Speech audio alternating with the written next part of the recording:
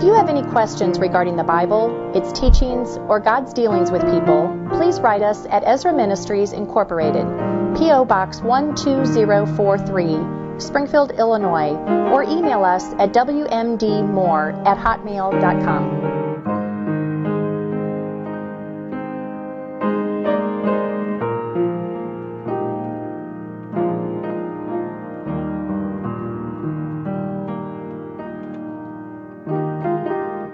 Several weeks ago, I was in North Carolina visiting a grandson of mine, Ethan. If you watch this, I say hi to you.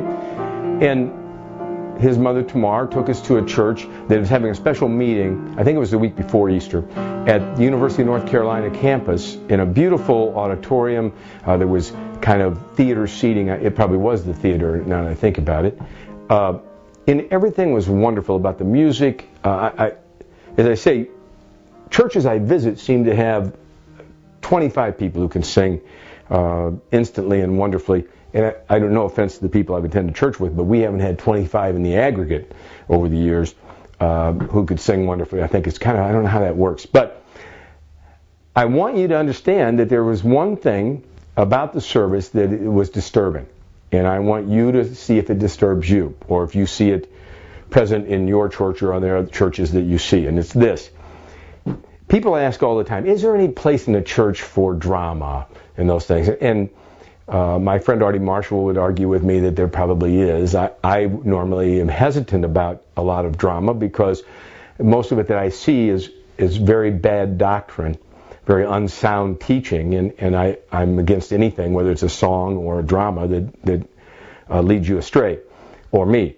Now, here's what they said, and you tell me how you're supposed to judge this. There's a little skit. One man seated on a bench, another man walking back and forth to his car, the youth minister he was, taking books from the church to his car. He passes the man on the bench, and he says to the man on the bench, "Oh, hey, how are you doing?" And the guy on the bench says, "Okay." The guy continues to walk back and forth to his car. Everybody's hushed, listening to this. Finally, the youth pastor says to him again, "Are you sure everything's all right?" The guy on the bench says, "Not really. I've been sitting here for hours and I'm extremely troubled." So the guy keeps walking back and forth and he says, "Well, I'm sorry to hear that." So a little time goes by, they converse again. He says, "Well, what's disturbing you?" So the guy on the bench says, "Well, I have a good wife, a really good career, 3 fine children. Everything's in order, but I don't know, something's missing." So the youth minister keeps going back and forth. Finally he says, "Gee, I would think that would be enough." And goes through saying, finally the youth minister says to him, "You know what? I think I know what's missing in your life." The guy on the bench, "Well, I thought about it. I can't figure out what's missing." The youth minister says, "It's Jesus. You're missing Jesus. See, you're missing the best part of life." Well, the guy on the bench thinks about it a minute and he says, "Well, I've tried everything else. Maybe that's right." Now the lights go down. Everybody applauds. And I wanted to run out and strangle them both. Only my wife tells me that that's not only unchristian, but probably wasn't warranted in this particular case. Now, why would it bother me that skit takes place? Well, I'm going to be real plain about it. That man on the bench, born in sin, it doesn't matter to me whether he's got a good wife or a bad wife, good children, bad children, 3 of them, 8 of them. All of those things are for this world. They're very temporary. They're very inconsequential if you want to know the truth. That man's life will soon be over, and he's an enemy of God. Remember from Romans 5? He's an enemy of God. He's born in sin. He doesn't need Jesus as an add-on. See, whenever somebody sells you Jesus as an add-on, like this man has everything that a man could want in this world, riches, women, children, a good law partner, whatever he's got, and then he needs one thing. He needs just add Jesus on, he'd have a top it off. Listen, what he needs to do is not be concerned about any of those other things. They're all for this world. They help you into the next world. But the youth minister should be focusing this guy on his soul's need, not on his temporal needs, is happiness or unhappiness. Remember, happiness in this world as a goal is not worth it. You have no business making happiness your goal, yet everybody that you talk to says, first thing, if I say, what is your goal in this life? They say, I just want to be happy and maybe have good children. You know, happiness is a byproduct of service. Happiness is really to be found in the next world. If you found it in this world, you're very fortunate. It doesn't mean anything because it's very short-lived in this world. Your life and mine needs to be focused on heaven.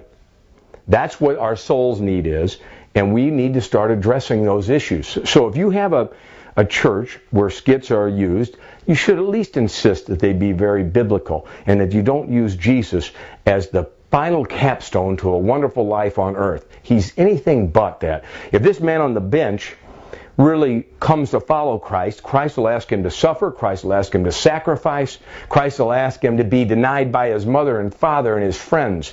If you think that's wonderful life here, you've misunderstood the scriptures. Ours is a life of suffering as Christians. Ours is a life of persecution. That is, if I'm not so worldly minded, that the people in the world don't mind my being near them. Each week we encourage you to send questions to us about life in the Bible, and we do our best to answer them according to what we think the doctrine is in the Bible or the implications are from the Bible's teaching, because we want you to tie those two things together, that the Bible, the study of the Bible is really a study of life, and life apart from the doctrines of the Bible is just nonsense. You can't have a dichotomy between the two. And so we try to tie them together in your mind every week. Now, sometimes we're given things like this article from the Chicago Sun-Times, Wednesday, March 7th, 2007, that are amazing in the sense that I'm always stunned by what's going on in different parts of the world. This article is about a book, maybe you've heard of it, it's called The Secret. I don't know much about it except what I've been reading the last few days. The Secret is by a woman named Rhonda Byrne, and it's been well hyped by various celebrities, which is the first thing that should make you suspicious of it, probably.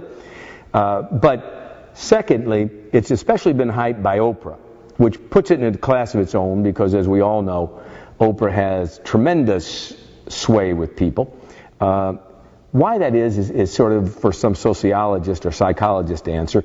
I do think that it falls back into that category that once the worship of God is dumbed down, once the worship of God has become something less than worshiping the majesty, you immediately are going to see an increase in the people's view of what celebrities have to say. Now, that again, what Oprah has to say may or may not be good. What she has to say may or may not be wise. But the fact that you would actually be swayed by somebody like Oprah is amazing to me, just on the surface. But here we have Oprah hyping this thing and inviting these people onto her show. And the idea behind this Mrs. Byrne's Secret is a real simple one, though it isn't a new one. And that idea is that what you can visualize, you can have. Now, you say, Bill, that's fine. You can be critical of Oprah. You can be critical of Mrs. Byrne. What's that have to do with Christianity? Well, the problem is this. Today in Christianity, if you flip on your TV, you're likely to find a lot of preachers preaching this very same thing. What you can visualize, you can obtain.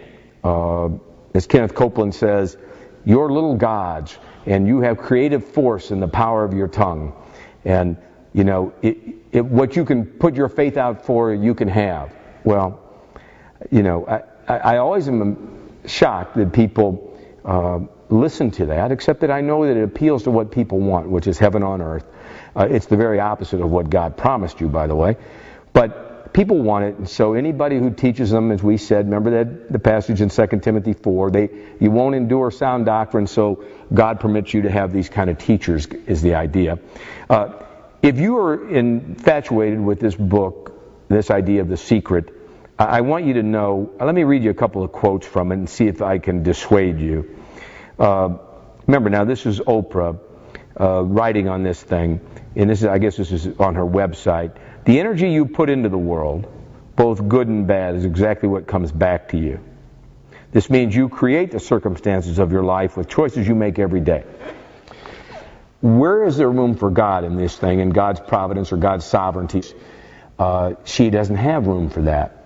Now, I hope that you can't agree with her. The energy you put into this world, as this writer points out, it's amazing that in an age of AIDS, that Oprah can say that you wouldn't catch it if you could just visualize yourself being healthy, those kind of things. You cannot, she says, you cannot catch anything unless you think you can. And thinking you can is abiding it into you with your thought. There you go again. Well, the only being who's ever had that kind of a thought process where things come into being is the Almighty. Now, Oprah might make a good dollar, but she's certainly not the Almighty. She's just some human being. And this is an age-old heresy that Oprah would get caught up in is one thing that other Christians would is disturbing. Now, here's the idea of the secret. It's something she calls the law of attraction. And here's what she says. The universe is governed by the principle that likes attract like, and that our thoughts are like magnets. Positive thoughts attract positive events, and negative thoughts attract negative events. It's the very same thing that preachers on TV like Fred Price have been saying for 15 years. That if you're sick, all you have to do is deny the symptoms, and somehow that's faith. Well, that's faith in your own thinking and faith in your own blindness. It isn't faith in the Almighty that brings about that sort of a healing. He's not appealing to the Almighty. He's appealing to the strength of his own mind and imagination. And I can tell you that nothing is a more foolish errand than that. Here she says it. Like attracts like, and that our thoughts are like magnets. Positive thoughts attract positive events. Well, if you've ever actually dealt with magnets and you put two positive magnets together, you tell me what really does happen with positive magnets. They won't attract, they'll actually do the opposite. Here she is on the secret of biblical history. Now this is Oprah on the secret of biblical history. Abraham, Isaac, and Jacob, and Joseph, and Moses, and Jesus were not only prosperity teachers, but also millionaires themselves, with more affluent lifestyles than many present-day millionaires could conceive of. It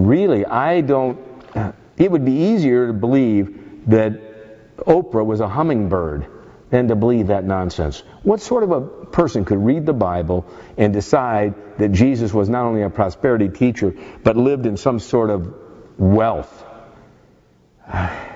It discourages you to even think that people can think this poorly. That God's blessing, they always turn into some law about prosperity in this world. Well, when these disciples lived, the original disciples lived here, if you'll just trace their lives, you'll find theirs were lives of suffering. The Apostle Paul was cold and hungry and naked and in prison. He wasn't living somewhere in Baghdad in 12 different palatial buildings. You just get so discouraged by some of these things, these outlandish things. Here's what it also says in this book. The secret is like having the universe as your catalog. You flip through it and say, I'd like to have this experience, and I'd like to have that product. I'd like to have a person like that. Now that's, of course, from this book. And this particular contributor is a guy named Joe Vitale, a former Amway executive. No offense to Amway, but I hope he's a former executive because they didn't want him anymore. I doubt that's the reason, but maybe. So, when you get this idea that somehow you hear a preacher on TV telling you that just the power of your thoughts will be creative and all of those things, you need to turn over to the all-night poker station or something that'll be less damaging to you. Don't waste your time with these things. This is like most heresies, this isn't a new thing. Oprah didn't invent something, or this Miss Byrne. Amy Semple McPherson early in this century preached the same doctrine. Mary Baker Eddy, Norman Vincent Peale with the power of positive thinking. There's numerous people. Also on here, I made myself a little note. If you would see people like, this Charles Capps, if you've ever witnessed Charles Capps' little diatribes, or